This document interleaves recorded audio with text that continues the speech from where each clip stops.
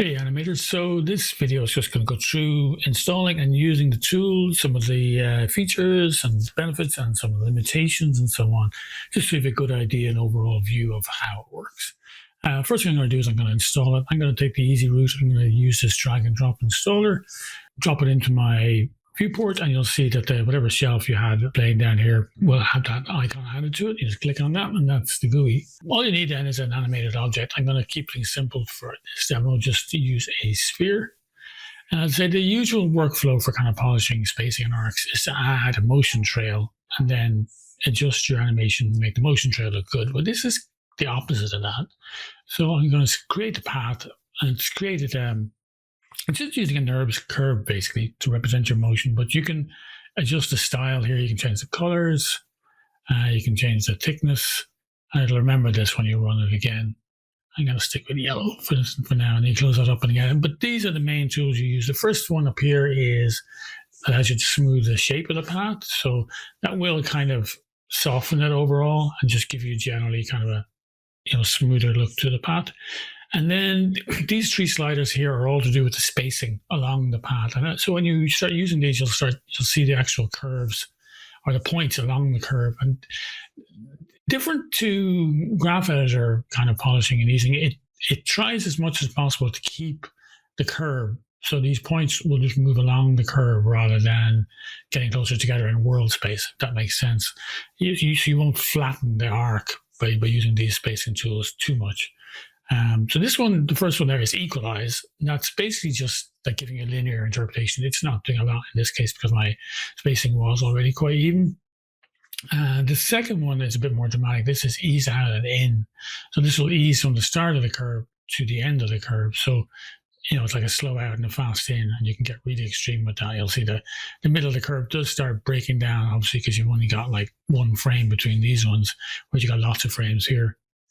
And then the last one then is an ease out or in. So basically really slow out and then fast, or really fast out and then slow. You can start sometimes if you're using a lot of these in combination, things can get a bit funky.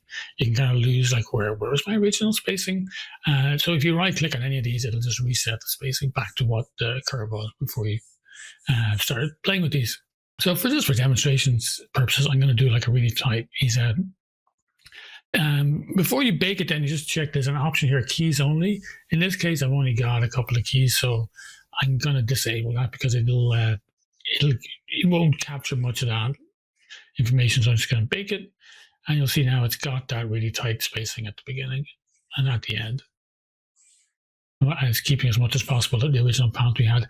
I've tried to make it as fluid as possible for undoing. So if you undo, you should get back to your original object again and be able to kind of play around with things again. If things get out of whack a little bit, the easiest thing to do is just delete it and create it again.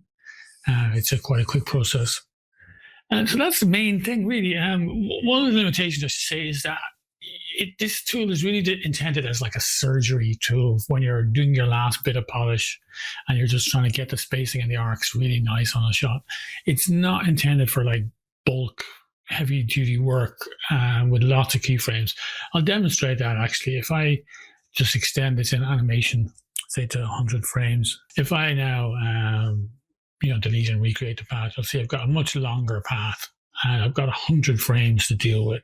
If I start smoothing the patch out now, it'll still work, but it's trying its best to kind of round off that curve. It won't do a beautiful job on the whole curve, really. And same thing with equalized spacing. You'll see that it's getting a little bit more laggy now because it's trying to, make 100 points equidistant. You'll get some funky results. Same with ease out and in. So if it, like underneath the tool there, it's doing a lot of heavy lifting, trying to move 100 points around at once. So I would say really this tool is for half a second. It's, a typical move in an animation, like an arm swinging from one pose to another. It's only got to be 10 frames, 15 frames maybe. It's for that kind of work. And with that in mind, actually, you don't have to create the whole timeline. The two ways to define how long it makes, how long it makes the path, to either reduce the play range, or simpler is just to highlight a range when you're creating the path, and then it'll just create it for that section. and then you can just focus on that section, and now you'll see it's super responsive again. But yeah, that now is much more responsive. And when you bake it, it'll only bake those frames. The rest of your animation is untouched. So that's the way I would typically use it. I'll show one other example as well. That's pretty cool. This was a feature request from somebody, and as soon as they said it, I was like, yeah, no, that's a great idea. This is camera space mode. So I'm going to just make this animation look a bit rougher, maybe here.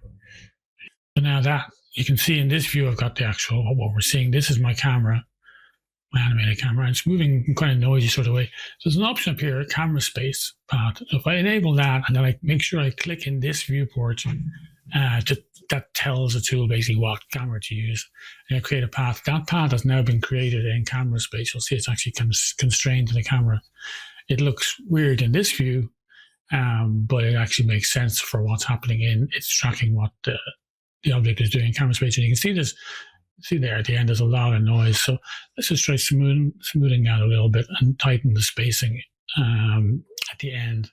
So I have a nice tight spacing at the end. And let's bake it again. And now if you press play, that's a lot cleaner. It's probably playing quite quickly because it's only a short animation, but you'll see that spacing there at the end is super clean. Even though in this view, it actually looks quite noisy because it's compensating. Again, you'll see it's juddering around in this view. But it's compensating from what the camera was doing. So in the camera shot, which is, if we're doing feature or short animation work, the camera has everything. So that's basically making it really nice and smooth in the camera view.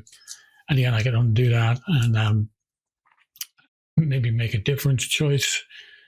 Maybe I could not smooth the path as much, but maybe just make the spacing maybe slow out. Or actually, let's make it fast out and then ease in. So that. So now you see it's super smooth in this, even though the camera is, you can see by the grid, the camera is doing crazy stuff. But the cube is really nicely locked in there. And there's one other option as well I haven't mentioned, which is baked animation layer, which is basically just, it'll create an animation layer, an override layer when you bake it. I can demonstrate that as well. And so if I enable that and then bake it, it'll now create an animation layer. And the cool thing about that is I can actually blend it on and off and see, that's with it. If I decide my changes are too much, I could kind of adjust how much of the change I apply, and then I can bake the layer down. So that's another option. I think that's pretty much all of it. For now, I'd say the keys only option is really good if your object is already keyed quite heavily. But if it's only got 2 or 3 keys on it, I would definitely disable it so that you capture the full adjustments you've made. So I hope that helps, and I hope people find that useful. I've been using this myself in my own work, and I find it great. It's just a really nice, controllable way to kind of experiment and iterate when you're in that last bit of your shot and you're really trying to squeeze the last bit of polish out of it. I hope that helps. Cheers.